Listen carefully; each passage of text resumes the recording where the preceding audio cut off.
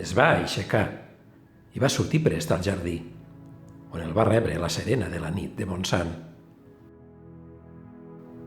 Per sobre dels murs va contemplar la volta del cel i va discernir un estel fugaç, el sol del qual va desaparèixer tan de pressa com havia sorgit. I aleshores ho va entendre tot.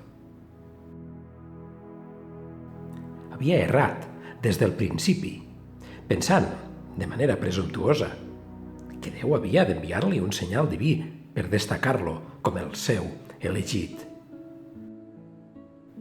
Aquell àngel que va veure anys enrere ja li ho havia revelat. El miracle d'en John Ford no era un greuge vers la seva persona, sinó una demostració que només els més pietosos i els més entregats eren recompensats. Ell havia esperat una evidència que mai arribava, però en realitat era un privilegiat per viure on vivia. Ara era el moment d'actuar i demostrar al Senyor que tots els seus actes estaven destinats a ell, que totes les seves obres pretenien engrandir la seva glòria, que tot el seu ésser vivia incondicionalment per a ell.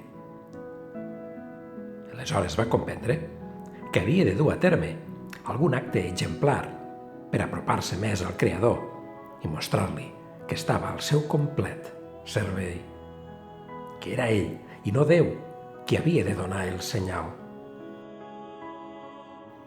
Malgrat la vanitat que això comportava, en el seu fur intern sabia que ell era el més devot de la cartoixa, encara que la por de no ser assenyalat pel Senyor l'havia paralitzat com un esquirol atrapat per un escurçó.